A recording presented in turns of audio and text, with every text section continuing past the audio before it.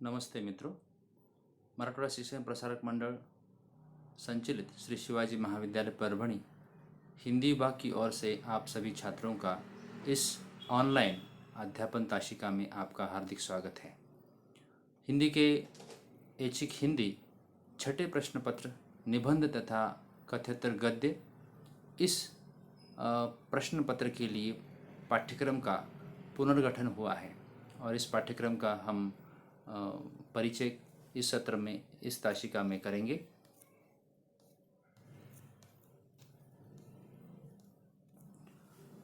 जैसे कि आप सभी जानते हैं कि इस शैक्षिक वर्ष 2020-21 में स्वामी रामानंद तीर्थ मराठवाड़ा विश्वविद्यालय की ओर से पाठ्यक्रम का पुनर्गठन किया गया है।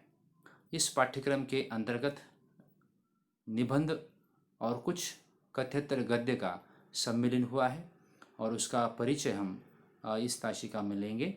जैसे कि खंड अ निबंध, इस अंतर्गत कुल मिलाकर 6 निबंधों का सम्मिलन है, जिसमें शुरुआती तौर पर जो पहला निबंध आया है मजदूरी और प्रेम, जिसके लेखक हैं सरदार पूर्ण सिंह।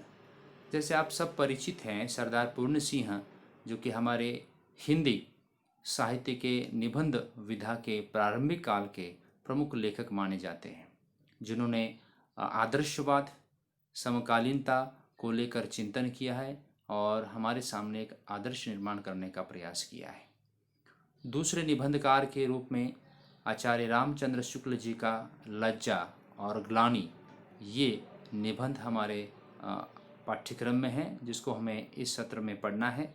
आचार्य रामचंद्र शुक्ल जी हिंदी के प्रमुख निबंधकारों में से एक हैं, हिंदी के प्रमुख मूर्धन्य कलाकारों में से एक हैं, जो हिंदी साहित्य इतिहास लेखन की परंपरा को जिन्होंने आगे बढ़ाया और साथ ही साथ हिंदी के काव्य शास्त्र, साहित्य शास्त्र, इसको लेकर भी उन्होंने महत्वपूर्ण निबंध लिखे हैं।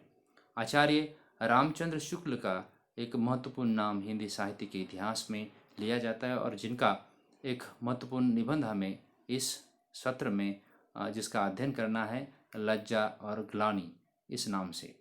तीसरा निबंध हमारे पाठ्यक्रम में स्थान दिया गया है, जो बाबू गुलाब राय जी का निबंध है, व्यापारे वस्ती लक्ष्मी। बाबू गुलाब राय जी हिंदी के महत्वपूर्ण निबंधकारों में से एक माने जाते हैं। आचार्य रामचंद्र शुक्ल युग के प्रमुख निबंधकारों में से बाबू गुलाब राय जी का नाम आदरपूर्वक लिया जाता है। व्यापारे वसती लक्ष्मी समकालीन परिवेश की कुछ महत्वपूर्ण घटनाओं को लेकर और समस्याओं को लेकर इस निबंध में वे अपना चिंतन रखते हैं। इस काल के प्रमुख निबंधकारों की एक विशेषता रही है कि वे समाज और सामाजिक परंपरा, समाज में पनपने वाली समस्याएं और साथ ही साथ मनुष्य की प्रवृत्तियों को विशेष तौर से निबंध में स्थान देते हैं।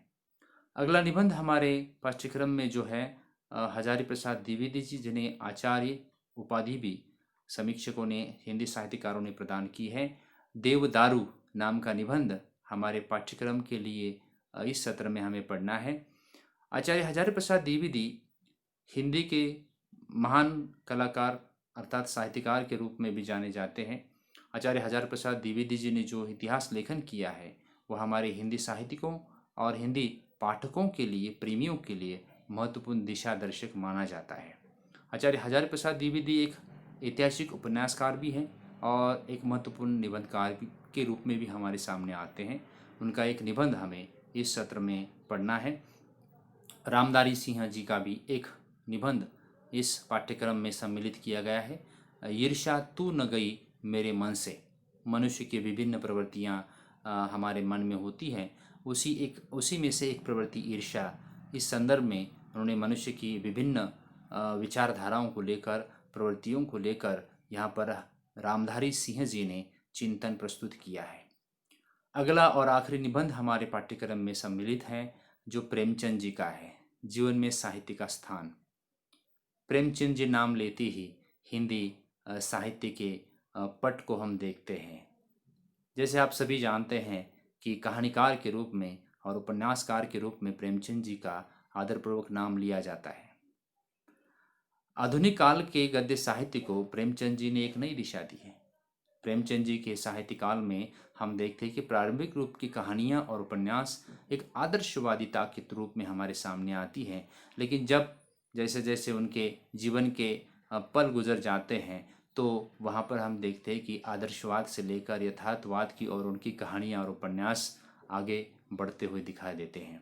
और ऐसे महान कलाकार, मिट्टी के कलाकार और किसानों के जो जिसे हम कह सकते हैं कि किसानों की समस्याओं को जिन्होंने पहली बार हिंदी साहित्य के इतिहास में इतनी बड़ी तादाद में बहुत ही अच्छी तरीके से सामने रखा, ऐसी कोई समस्या, चाहे वो देहात हो या ग्रामीण हो या चाहे शहरी हो, ऐसी कोई समस्या उनके साहित्य में नहीं आई, ऐसा नहीं हुआ है। हर समस्या को लेकर प्रेमचंद ने अपने साहित्यिक रूपों में, साहित्यिक विधाओं में चित्रित किया है। उनका एक निबंध, प्रेमचंद का जी का एक निबंध, जीवन में साहित्य का स्थान, इस निबंध को भी हमें पढ़ना है। निबंधकार के रूप में प्रेमचंद जी कम मात्रा में हमें दिखाई देते हैं, कम निबंध लिखे उन्होंने अपने साहित्यिक जीवन में, लेकिन एक निबंध हमारे सामने अब पढ़ने के लिए आया है और जिसे हमें पढ़ना है, प्रेमचंद जी का एक निबंध। दूसरा हिस्सा हम देखते हैं कथ्यतर गद्य ब पाठ्यक्रम का एक दूसरा हिस्सा है कथ्यतर गद्य, जिसमें पहली रचना रामोक्ष बेनीपुरी जी की है, रजिया। रेखा चित्र एक कथ्यतर गद्य की एक विधा है। रेखा चित्र का अर्थ क्या है? किसी व्यक्ति के जीवन को लेकर अपने अनुभवों को पाठकों के सामने प्रस्तुत करना। रजिया नाम की किसी एक व्यक्ति को लेकर रामोक्ष बेनीपुरी हमारे सामने आते हैं। रेखा चित्र नाम लेते ही, इस विधा का नाम लेते ही हमारे सामने महादेव वर्मा का चित्र आता है, जिन्होंने हिंदी साहित्य के इतिहास में रेखा चित्र को एक नया रूप, आयाम प्रदान किया। रेखा चित्र विधा को एक नया आयाम प्रदान करते हुए, एक स्थान प्रदान करते हुए उन्होंने एक नई दिशा देने का प्रयास किया। उनमें से हमारे रामोक्ष बेनीपुरी जी भी आते हैं और जिन्होंने रजिया नाम का एक रेखा चित्र लिखा है। रजिया को लेकर क्या चिंतन प्रस्तुत करते हैं, इसको भी हमें पढ़ना है। दूसरा कथ्यतर गद्य आता है आत्मकथा, डॉक्टर कौशल पवार, वर्दी और पानी पीने के बाद, इस नाम से एक आत्मकथा का अंश हमें पढ़ना है। आत्मकथा का अंश, इसका अर्थ ये है अपनी बात को वे अपने सामने, हमारे सामने रखते हैं। आत्मकथा माने बायोग्राफी, या जिसके माध्यम से हम अपने आप को प्रस्तुत करते हैं, हमारी आप बीती को प्रस्तुत करते हैं। और उन्हीं में से डॉक्टर कौशल जी हैं जिन्होंने अपने जीवन की आप बीती को वर्दी और पानी पीने के बाद इस रचना के माध्यम से हमारे सामने रखने का प्रयास किया है। तीसरी और आखिरी जो रचना है हरिराम मीना की, उस जारवा दंपति से मिलकर नाम की एक रचना हमारे सामने लेकर आए हैं। हरिराम मीना जी की एक रचना हमें कथ्यतर गद्य के अंतर्गत पढ़ने हैं। 2 हिस्से हमारे इस पाठ्यक्रम के हैं, एक हिस्सा है निबंध और दूसरा है कथ्यतर गद्य। जैसे कि हम निबंध के अनेक प्रकार मानते हैं, वैचारिक निबंध है, ललित निबंध है और अनेक विचारपरक निबंध है, वर्णनात्मक निबंध है। ऐसे अलग अलग प्रकार के निबंधों के एक एक उदाहरण हमारे इस पाठ्यक्रम में सम्मिलित किए गए हैं। और दूसरी जो विधाएं, अलग अलग विधाएं हैं जिसे कथ्यतर गद्य कहा है, उसको भी हम 3 रूप में पढ़ेंगे। एक छोटा सा ऐसा पाठ्यक्रम हमारे इस सत्र में अध्ययन करना है और यकीनन मुझे विश्वास है कि आप सभी छात्रों को ये छोटा सा पाठ्यक्रम, छोटा सा नहीं है लेकिन एक बहुत ही आदर्शपूर्ण और बहुत ही महत्वपूर्ण ऐसा पाठ्यक्रम, और आपको उसमें रुचि निर्माण हो, ऐसा एक पाठ्यक्रम हमारे अध्ययन मंडल ने प्रस्तुत किया है, जिसको हमें इस सत्र में पढ़ना है। अब हम बात करते हैं कि अंतर्गत मूल्यांकन की, जिसे कंटिन्यू असेसमेंट कहा जाता है, जिसके लिए 25 अंक इस सत्र में रखे गए हैं, जिसमें पहला अंतर्गत कक्षा मूल्यांकन में कक्षा परीक्षा 1 माने एक कक्षा परीक्षा इस सत्र में आपकी होगी, जिसके लिए कुल मिलाकर 10 अंक आपको वहाँ पर निर्धारित किए गए हैं। और दूसरा यहाँ पर सेमिनार अर्थात कक्षा पाठ, आप क्लास में कक्षा में आप सेमिनार देंगे, जिसके लिए 15 अंक रखे गए हैं।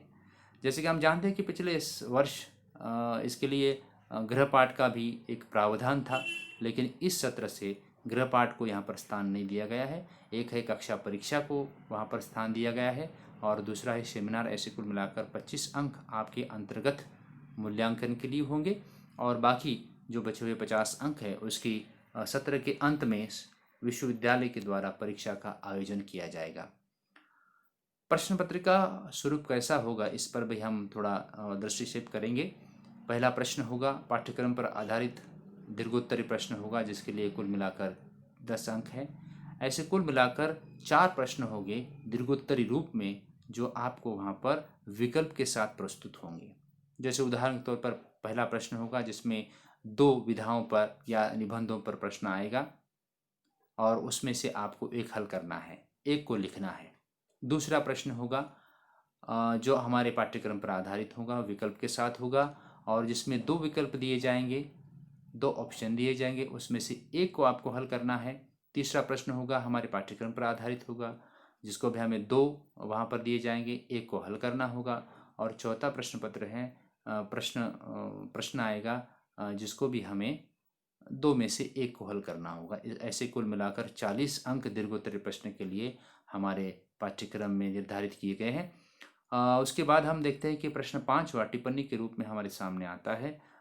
टिप्पणी हमारे पाठ्यक्रम पर आधारित होगी। 5 अंक की पहली टिप्पणी होगी 10 और 5 अंक की दूसरी टिप्पणी होगी। ऐसे कुल मिलाकर 10 अंकों की टिप्पणियाँ 2 टिप्पणियाँ हमारे पाठ्यक्रम में प्रश्न पत्र के रूप में आएंगी और ऐसे कुल मिलाकर 50 अंक की प्रश्न पत्रिका विश्वविद्यालय के द्वारा आयोजित की जाएगी। आपकी परीक्षा उसमें आपको 50 अंक के लिए प्रश्नों का उत्तर लिखना है और 25 अंक आपके अंतर्गत मूल्यांकन के लिए होंगे। ऐसे कुल मिलाकर 75 अंक का इस सत्र में प्रावधान किया गया है।